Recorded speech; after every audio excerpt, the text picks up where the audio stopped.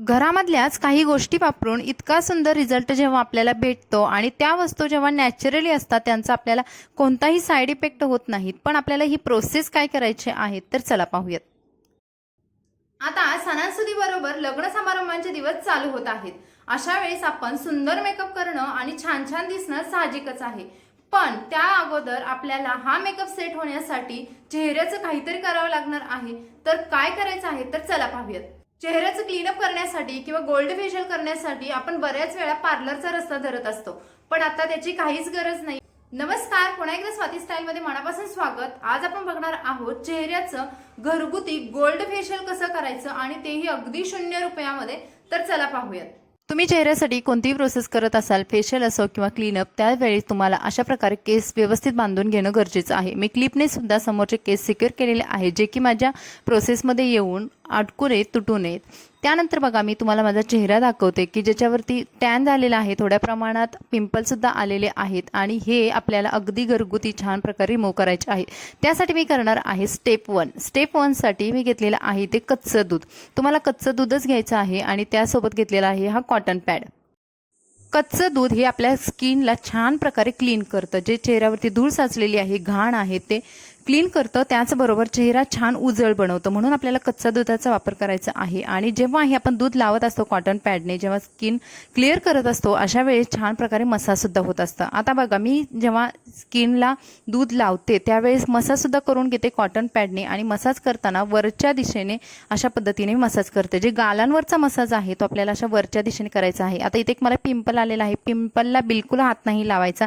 ज्या पिंपल निघण्याच्या कंडिशनमध्ये नाही आहेत त्यांना आपण हात लावायचा नाही। ओठांच्या आजूबाजूला आलेला काळपटपणा सुद्धा हे दूध आपल्याला इझिली काढू शकतं। त्यामुळे कच्चं दूध वापरण्याचे भरपूर सारे फायदे आहेत। उन्हाळ्यामुळे बऱ्याच वेळा आपली स्किन आहे ती टॅन झालेली असते, काही ठिकाणी आपल्याला पिंपल निघून गेल्यानंतर स्कार सुद्धा उरतात आणि अशामुळे ते काळपट जे डाग येतात किंवा जे धब्बे येतात तर ते आपल्याला अशा पद्धतीने क्लिन्झिंग करून हळूहळू कमी करायचे आहेत। त्यामुळे आजच्या प्रोसेसमधला जो पहिला प्रकार आहे, जो की पहिली स्टेप आहे, जी क्लिन्झिंग आहे, चेहऱ्याबरोबर मी गळ्याचं सुद्धा अशा प्रकारे मसाज करून घेतलेला आहे आणि क्लीन केलेला आहे।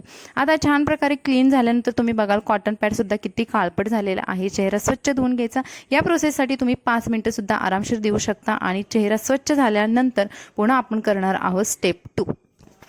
फर्स्ट स्टेप झाल्यानंतर आपण जाते सेकंड स्टेपकडे। सेकंड स्टेपसाठी मी इथे साखर घेतलेली आहे, जी आपली नॉर्मल साखर आहे ती घ्यायची आहे आणि ही साखर आपल्याला मिक्सरमधून जस्ट 2-3 वेळा फिरवून घ्यायची आहे, म्हणजेच आपल्याला याचं रवाळ असं एक पूड बनवून घ्यायची आहे। तुम्ही बघाल मी बोटाने दाखवलेलं आहे, अगदीच तुम्हाला बारीक अशी साखर बनवून घ्यायची नाही, तर थोडीशी खरबरीत ठेवायची आहे। त्याच्यामध्ये घालणार आहे लिंबाचा रस। आता इथे लिंबू मी चिरून घेतलेला आहे, अर्धा लिंबू आहे, त्याच्यामधलं पण अर्धा रसच आपण याच्यामध्ये टाकणार आहोत।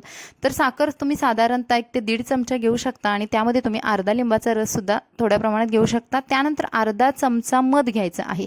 हे तिन्ही मिश्रण आपल्याला छान मस्त असं हलवून घ्यायचं आहे आणि हे आपलं छान स्क्रबिंगचं काम करणार आहे। आता बघा, हे मिश्रण मी घेतलं आणि माझ्या चेहऱ्याला लावून घेते।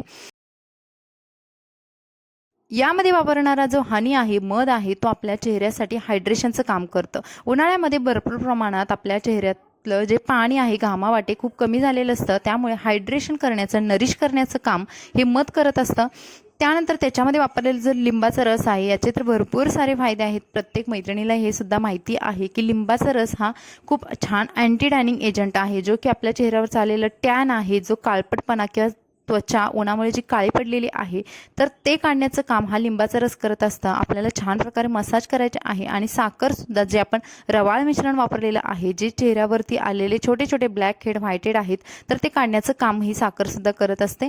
त्यामुळे हे 3 घटक आपण वापरून आजच्या क्लीनअपमधलं किंवा फेशियलमधलं जे आपलं स्क्रबिंग आहे ते आपण करतो आहे। तर हाताने छान प्रकारे स्क्रब करायचं। इथे सुद्धा आपल्याला छान मसाज द्यायचे आहे। स्किनला तुम्ही जेवढ्या प्रकारे छान मसाज देईल तेवढी तुमची स्किन ग्लो होणार आहे। तर या प्रोसेससाठी सुद्धा तुम्ही 5 मिनिटं देऊ शकता, म्हणजे पहिले 5 आणि हे 5, अगदी आतापर्यंत तुम्ही 10 मिनिटं हे देऊ शकता।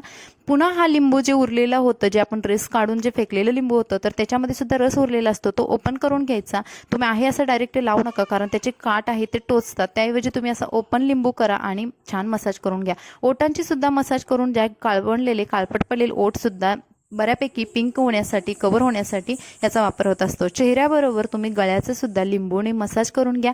गळ्याचं किंवा चेहऱ्याचं कसं मसाज करायचे व्हिडिओमध्ये मी प्रत्येक स्टेपमध्ये दाखवलेलं आहे। स्क्रबिंग झाल्यानंतर चेहरा स्वच्छ धुवून यायचा आणि आता तुम्ही बघाल माझ्या नाकाजवळ किंवा गालाचे जे उंचवटे आहे तिथे शाईन मारायला किंवा चमक मारायला स्किनने सुरुवात केलेली आहे। याचे रिझल्ट तुम्हाला सेकंड डेला भरपूर प्रमाणात दिसतात। त्यानंतर आपण करायचे आहे छोटीशी पण उपयुक्त अशी स्टेप 3। यामध्ये मी एका टोपामध्ये गरम पाणी घेतलं आणि त्यामध्ये हा रुमाल असा बुडवून ठेवला।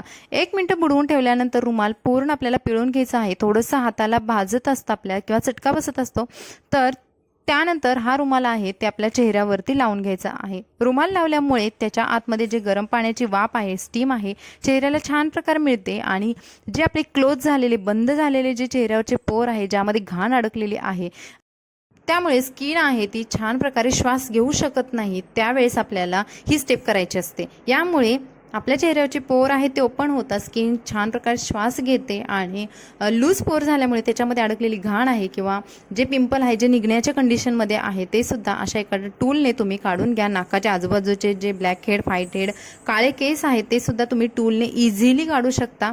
आणि हनवटीच्या खाली सुद्धा जे व्हाईट हेड बऱ्याच प्रमाणात येतात की जेव्हा आपण तेलकट वगैरे जास्त खातो आणि उन्हाळ्यामध्ये याचे प्रमाण थोडंसं जास्त असतं, त्यावेळेस आपल्याला अशा प्रकारचे व्हाईट हेड येतात।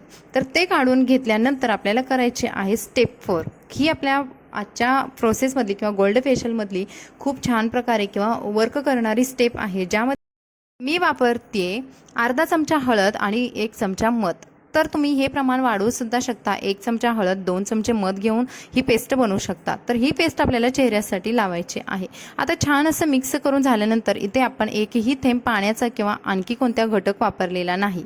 ही पेस्ट मी चेहऱ्यावरती छान पातळ थर द्यायचा आहे, ना की तुम्हाला जास्त असा लबलबीत एकदम मोठा जाडसर थर द्यायचा नाही, पातळ थर द्यायचा आणि स्किनवरती सोडून द्यायचा आहे।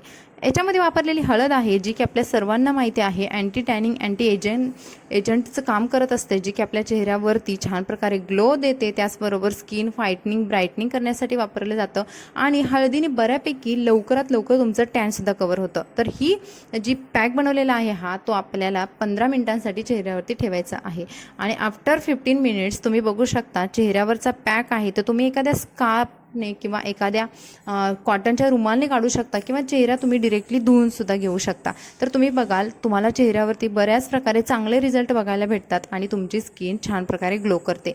तर ही स्टेप झाल्यानंतर तुम्हाला लगेच कोणताही मेकअप करायचा नाही। जर तुम्हाला लग्नांसाठी, सणांसाठी तयार व्हायचं असेल तर तुम्ही आदल्या दिवशी हे फेशियल करा आणि तुमच्या चेहऱ्यावरती सुंदर असा रिझल्ट मिळवा। जे की तुमच्या पार्लरमध्ये पैसे खर्च होणार आहेत तर ते होणार नाही।